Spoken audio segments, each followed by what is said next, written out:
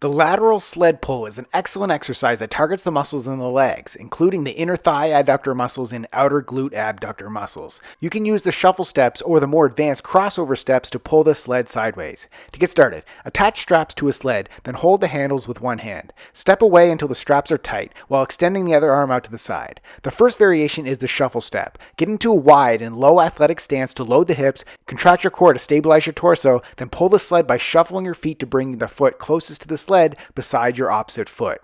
Continue to stay low as you laterally shuffle your feet sideways.